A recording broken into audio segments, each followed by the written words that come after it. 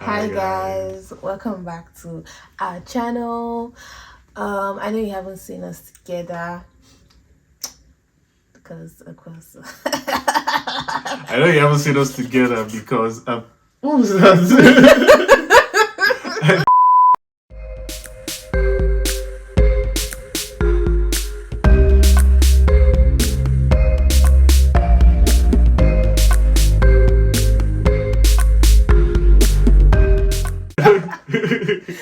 okay.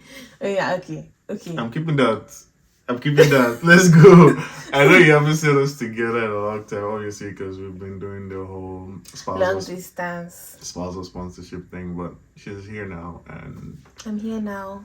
we're gonna start. I always trusted that I would be here. Always. I never for once thought it would not work out.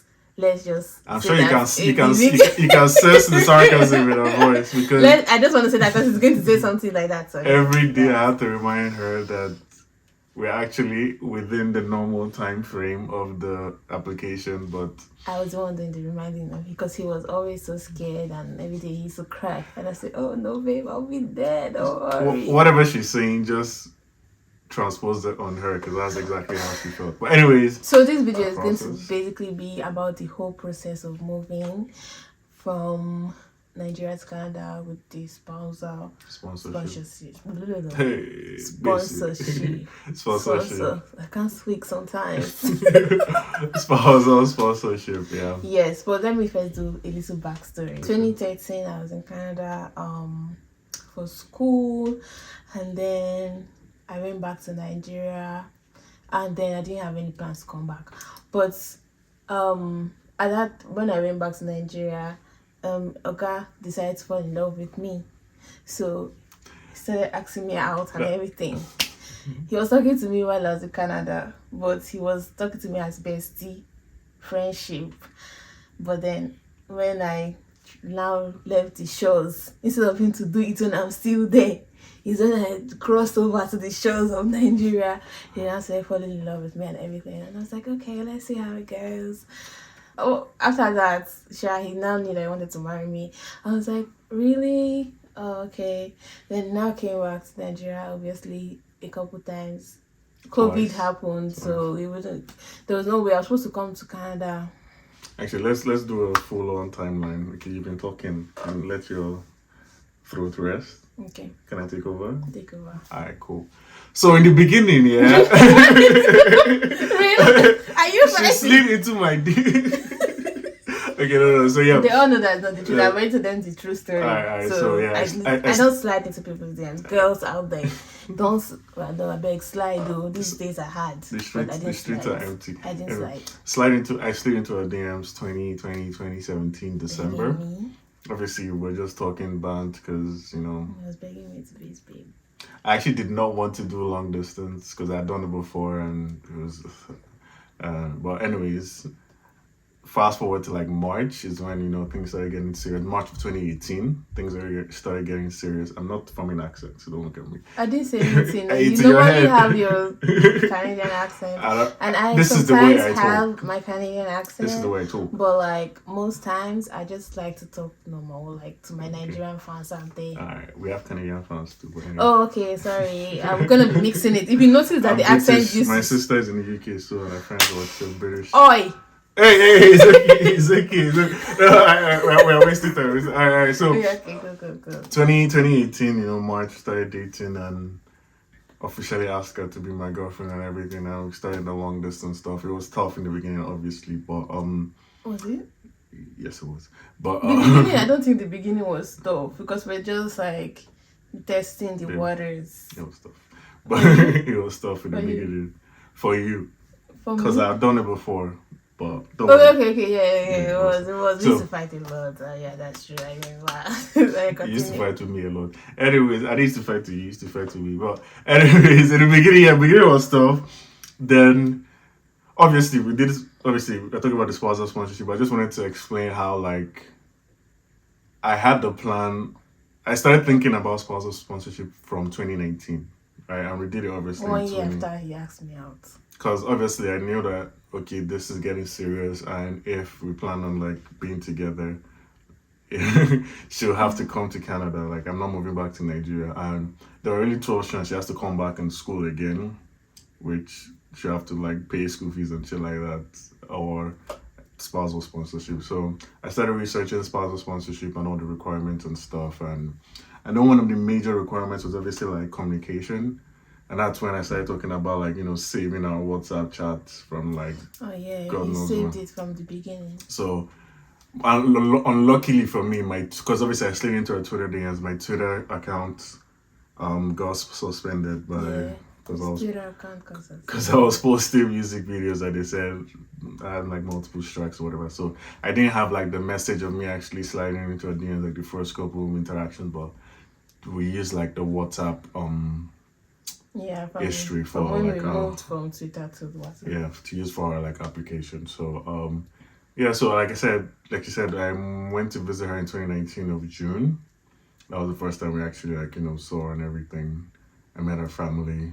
We actually went because I lived in Lagos. She lives in Port Harcourt, so I flew to Lagos, spent like a day or two in Lagos, then I flew to Port Harcourt, spent like 2 days, and then she flew back to Lagos to stay with me and my family. So obviously you can see like this, it was getting serious and stuff. So the next plan was obviously for her to fly to Canada to visit. We applied for a visitor's visa. They denied her the first time. We applied again, and then COVID happened. And we did not hear anything till today. The visa application is still in progress right now, actually. So like just to know like the whole like immigration thing was messed up during the COVID times, but yeah, when things kind of like calmed down and everything, I got like a better job and everything was kind of good. I said, okay, I'm gonna fly back to Nigeria and I should like propose to her and we'll actually start planning like the application process, because obviously you need to actually be married to do a spousal sponsorship. So I planned a surprise proposal the day I landed in December of 2021. Yeah. I was planning it with her friends, Grace, Jachi, and Kenny. Dandy. Did I involve Kenny? I think Kenny was pissed at me because I didn't involve her. Kenny knew about it, but she wasn't like in the active. Yeah. So I flew back to Nigeria December, and I left December 15th. I think that's also when I landed. You came on the 18th. Yeah, I left Canada 15th, maybe. Mm-hmm. I shared like one of those days, like December, I landed, went to my house. By the way, she was schooling in Bapok at the time, so she was in Lagos. So I landed, went to my house, got rested, everything, and then headed to the Airbnb I rented for the proposal. Invited a couple of friends. I went there early to just watch the whole preparations and stuff, obviously to get ready and stuff. And yeah, we're planning. I'm sure you guys have seen the video. The video is actually up online now, so we're planning everything. Yeah, my proposal video. You can go watch it. It was nice. So yeah, we planned everything. Her friend, she came over, and you guys have seen the video, so you know how it goes. Yeah. So, fast forward, we did like the core. We flew to Port Harcourt to do introduction, pay bride price and all that stuff. And food. They didn't price me. I know. Our parents were really nice because apparently, if the family, because it's really the family of the community are paying, right? If they had found out that obviously I'm from Yoruba land, from the abroad or whatever, they would have charged them a lot, but they didn't tell them where it was. Tell them anything. So everything was kind of like smooth sailing and stuff. So my dad planned everything. He had multiple envelopes with the amount inside. So when they say they want this, boom, we give them envelope. They say they want this, boom, give them the envelope. Normally, like they used to, like when they say a price or something, like people are supposed to be like, no, we don't have this, we have this, and then they'll bargain. But I want to just note it there that I wasn't priced like crayfish. I was bought outright. That they bought me from a supermarket, not from the market. Yeah. So after that, there was like kind of like a party, like an event. People ate and all that stuff. And the next day we went to the court to do the official marriage. That day was hectic. I don't want to go into because we actually supposed to talk about the sponsorship. We're talking about our marriage, but. Maybe we'll do a different video about that day, the marriage situation. This is story time. It's hectic. Anyways, just go straight to after the marriage. After the marriage, we flew back to Lagos and stuff. Then we now started the process, the application process. So Yeah, we submitted it on the 16th of January. So we started it together, obviously, because there are documents she had to sign with her hands and stuff. So we printed out the documents. We started filling out everything. One thing to know that they're gonna ask for a lot of information about like the spouse, like information about her father, mother, grandparents, uncles, aunties, everything. Like aunties, their father, their husbands, their children, a lot of information. You write a lot of stuff. You'll get police certificates for your siblings, for your parents. Yes. What else? Yeah, we filled a lot of information. We filled information about your grandparents and all that stuff. Like it was a lot of information, but we wanted to get all that done before I fly out because so we filled out all the information, all the ones that she needed to sign, we signed and everything. Photocopy of the marriage certificate. Yeah, birth certificate. Birth certificate, all that good stuff. I flew back to Canada and I completed the application. So some of the major requirements in terms of like proving your relationship, right? Because they were actually like a question of like, have you been married for more than 2 years? If you have, then you don't really have to like provide proof. But if you've been like us, we're married for like a couple weeks. So we needed like proof of like financial support and all that stuff. So I sent like receipts of like word remit transactions I had made from 2018, 2019 up until now. By the way, I had already been packing it since 2019. I started packing all the documents. I didn't know that. I've been packing all the documents since then. So I had like one large PDF of multiple receipts. We actually opened a joint bank account. Yes, in Nigeria. Was it in 2020? I can't remember when we did. 2020. It was around that time. So we had that joint bank account information that we put. They wanted like obviously the contact, like we've been texting each other. Talking and texting. So we had that one. We had the. They needed a limit of like 20 pages or something. So I did like screenshots from 2019 till somewhere in the middle, like maybe 2020, and then from like 2021 up until that moment. We had to remove some parts because it was. Yeah, it was a lot of information. So we used to text a lot. So yeah, we sent that. What else did we send? Okay, pictures of like the event, like the introduction and the court. So we sent all the and minus 20. Pictures of us minus the events as well, right? Yeah, pictures of us. So we sent picture of the day we actually met the first time in 2019. We had pictures of those. We had pictures of the event. We had pictures of, I think when we did your birthday dinner in 2019. Yeah. We had pictures of the introduction event, pictures of the court wedding, pictures of the engagement. I think also we had those, and we sent them over and we started waiting. Yeah, we said. Process obviously. The normal application process is 1 year, right? And because of COVID, people have been waiting 2-3 years. But we started like towards the tail end of COVID, where things started ramping up and they're trying to resolve all papers, applications and stuff. So we were like optimistic that it would be like 1 year. But Princess did not want 1 year; she wanted 6 months. Yes, I wanted 6 months. Because around the time she was still in school, so she was hoping by like June, July. Round up, and immediately I round up, I would just fly out. So that was my prayer. She was hoping for August, but me, obviously, I won't tell her that August will not happen. You did tell me a couple times. I said sure, we'll pray for that. But in my head, I knew it wasn't most likely not going to be August or whatever. So I was just like, well, I don't want to like say it's not gonna happen. So we did that. We submitted, and in March we got like AOR, like when they acknowledged that they've received it. So we sent it January 16th, and then 3 months to get AOR, which is kind of like normal. Which is like the normal time, yes. And you had given biometrics for your visa application, so we didn't. She didn't need to do biometrics, that. Yes, I already did because visa. But they denied the second one, they haven't responded, Yeah. So after that, then they will now approve me as a sponsor, which happened ending of March. Basically the same time we got the AOR. The same time we got AOR, the same time they approved you. Yeah, so 3 months in, they approved me as a sponsor. That's first step. Next step is now all our own application. So, and they sent it obviously to the visa office in Accra. Yeah. Talk about Accra, please. I just want to say, Accra. I don't want to say, let me not say what I want to say. Yeah, in case you need them in the future, Mom. Yes, but Accra they really just say God is good for God Accra. is good. All the time. They played with our emotions. So we had like a medical request 20th of June. Yes, and that was a whole thing because there were no dates to do it. Like Yeah. I had to fly from Lagos to Abuja just to do the medicals because Lagos was booked. I was calling. Oh, they needed to send me a frantic. I was calling them.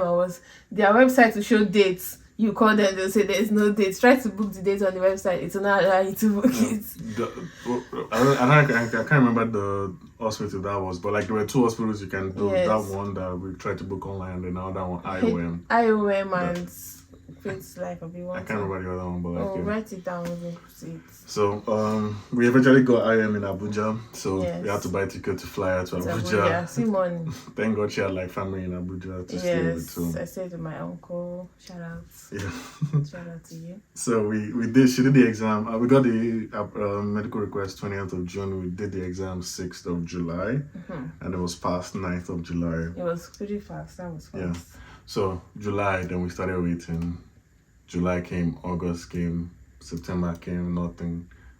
Within this time, we also had like tons of ghost updates. Ghost like people updates, used like to say.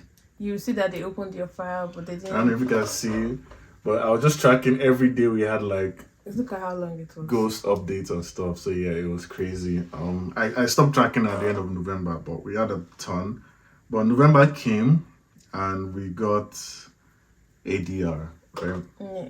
Was it ADR we got after medicals? Yeah, so we got ADR on the 5th of November.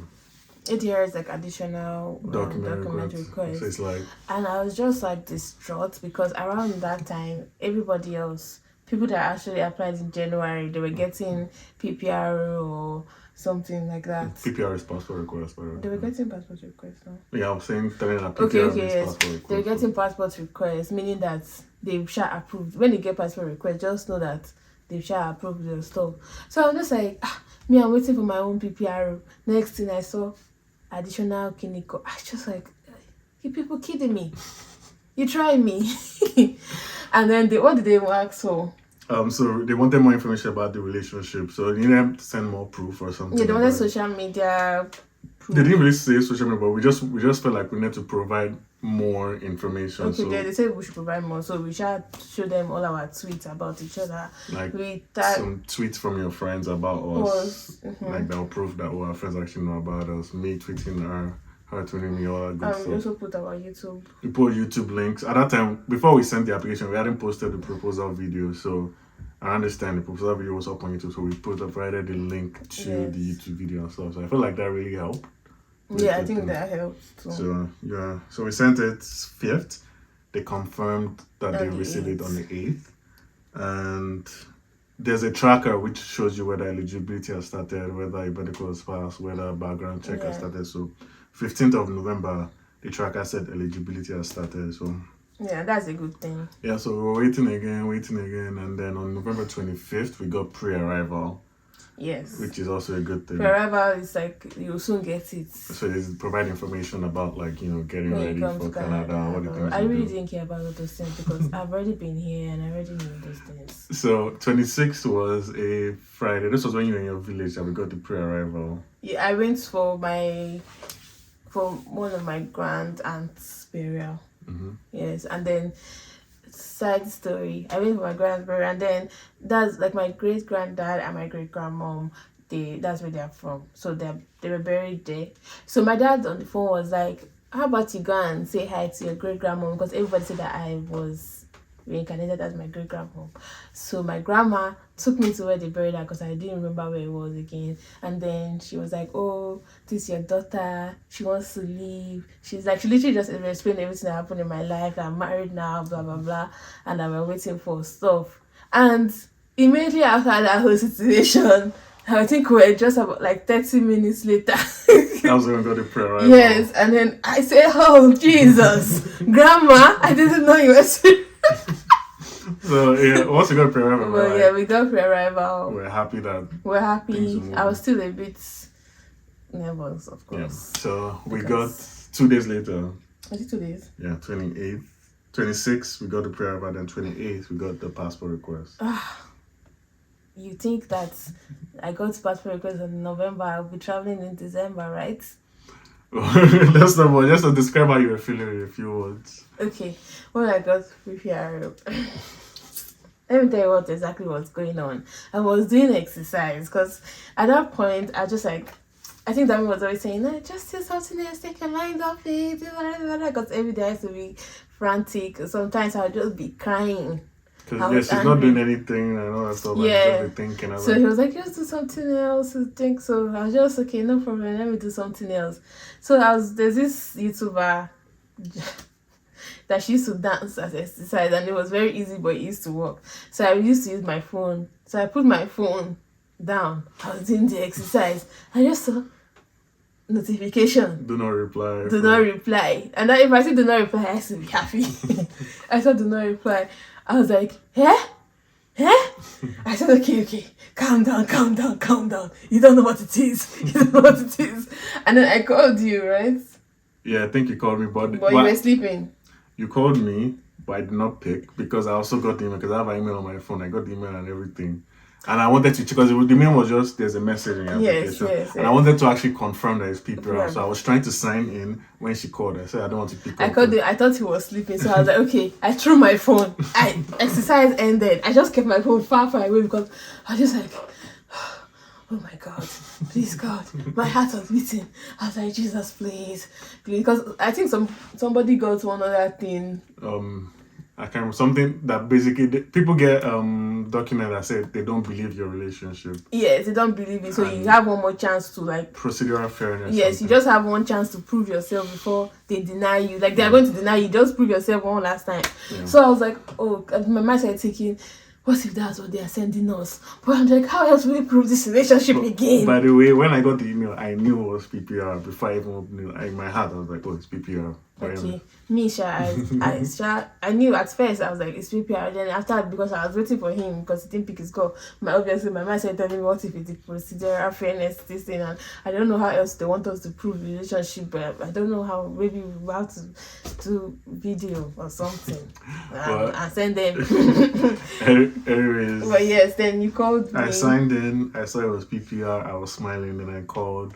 Then he tried to lie that it was not PPR or something. When I know that is what is expected, I'll just be smiling on the call. She was looking at me. I was like, tell me, what is it? He's like, wait now. Just calm down. You just tell me what it is. But yeah, I thought that was PPR out there, you know. Then I was like, oh my God.